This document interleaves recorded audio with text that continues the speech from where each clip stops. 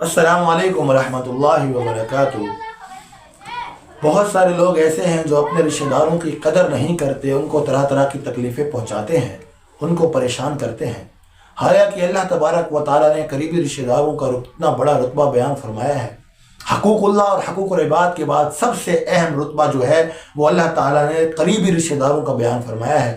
اللہ تعالیٰ نے فرمایا وَاتَّقُوا اللَّهَ الَّذِي تَسَاءَلُونَ بِهِ وَالْأَرْحَامَ، اللہ تبارک و تعالیٰ سے ڈرو جس کا واسطہ دے کر تم اپنا حق مانگتے ہو، اور قریبی رشتہ داروں کے معاملے میں اللہ تعالیٰ سے ڈرو۔ قریبی رشتہ داروں کے معاملے میں اللہ تعالیٰ سے ڈرنا کیا ہے؟ یعنی اللہ تعالیٰ سے ڈرتے ہوئے ان کا حق نہ کھاؤ، ان کے ساتھ ناانصافی نہیں کرو، ان کے ساتھ زیادتی نہیں کرو۔ اور اللہ تعالیٰ نے ایک اور مقام پر حکم دیا کہ ان کی مدد کرو۔ اللہ تعالیٰ نے فرمایا ان اللہ یأمر بالعدل والإحسان وإیتاء ذی القربى، بے شک اللہ تبارک و تعالیٰ عدل اور بھلائی اور قرابت داروں کو دینے کا حکم دیتا ہے۔ یعنی جب بھی آپ صدقہ خیرات کرنے کا ارادہ کریں تو سب سے پہلے اپنے رشتہ داروں میں نظر دوڑائیں، کون ہمارے رشتہ داروں میں، ہمارے قریبی رشتہ داروں میں مستحق ہے، اس کو ادا کریں۔ ایک اور مقام پر اللہ تبارک و تعالیٰ نے اپنے کلام مقدس کے اندر فرمایا وَاعْبُدُوا اللَّهَ وَلَا تُشْرِكُوا بِهِ شَيْئًا وَبِالْوَالِدَيْنِ إِحْسَانًا وَبِذِي الْقُرْبَى، اللہ تعالیٰ کی عبادت کرو، اللہ کے ساتھ کسی کو شریک نہ ٹھہراؤ، اور اپنے والدین کے ساتھ اچھا سلوک کرو۔ اس کے ساتھ نیز کیا فرمایا؟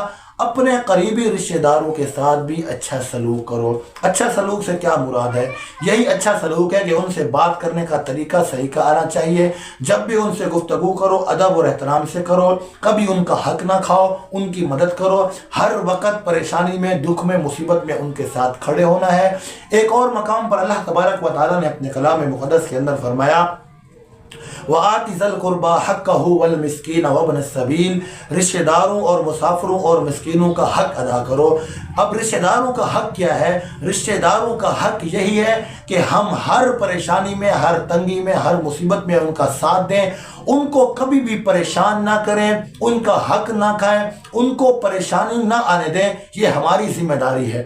اگر ہم نے اپنے رشتہ داروں کی قدر نہ کی، ان کے ساتھ صلہ رحمی نہ کی، تو قطع رحمی کی، تو اس کی سزا کیا ہے؟ نبی علیہ السلام کا فرمان ہے جو شخص قطع رحمی کرتا ہے، یعنی اپنی رشتہ داری کو توڑتا ہے، رشتہ داروں میں دشمنیاں پیدا کرتا ہے، اللہ کے نبی کا فرمان سن لے۔ نبی علیہ السلام نے فرمایا لا يدخل الجنت قاطع، قطع رحمی کرنے والا شخص جنت میں داخل نہیں ہوگا۔ قطع رحمی کیا ہے؟ ہر شخص جانتا ہے جس نے رشتہ داری توڑی، تعلق کو توڑا، جس نے اپنے رشتہ داروں سے تعلق کو بگاڑا، اللہ کے نبی نے فرمایا لا يدخل الجنت قاطع، وہ شخص قطع رحمی کرنے والا شخص جنت میں داخل نہیں ہوگا۔ اسی طرح ایک اور حدیث میں نبی علیہ السلام نے فرمایا جو شخص قطع رحمی کرتا ہے، شب جمعہ کو ہر شخص کے اعمال اللہ تعالیٰ کے ہاں پیش کیے جاتے ہیں، جو شخص قطع رحمی کرنے والا ہے اس شخص کا عمل قبول نہیں کیا جاتا۔ اسی طرح ایک اور حدیث میں نبی علیہ السلام کی خدمت میں ایک شخص حاضر ہوا، کہنے لگا اللہ کے رسول، اللہ تعالیٰ کو سب سے زیادہ ناپسندیدہ عمل کون سا ہے؟ نبی علیہ السلام نے جواب دیا سب سے پہلے جو چیز اللہ تعالیٰ کو ناپسند ہے وہ ہے اللہ تعالیٰ کے ساتھ شرک کرنا۔ پھر اس شخص نے کہا اللہ کے رسول اس کے بعد کیا اللہ تعالیٰ کو سب سے زیادہ ناپسند ہے؟ اللہ کے نبی علیہ السلام نے فرمایا اس کے بعد قطع رحمی ہے، جو چیز اللہ تعالیٰ کو سب سے زیادہ ناپسند ہے، یعنی کسی کے ساتھ قطع رحمی کرنا، تعلق کو توڑنا اللہ تعالیٰ کو سب سے زیادہ ناپسند ہے۔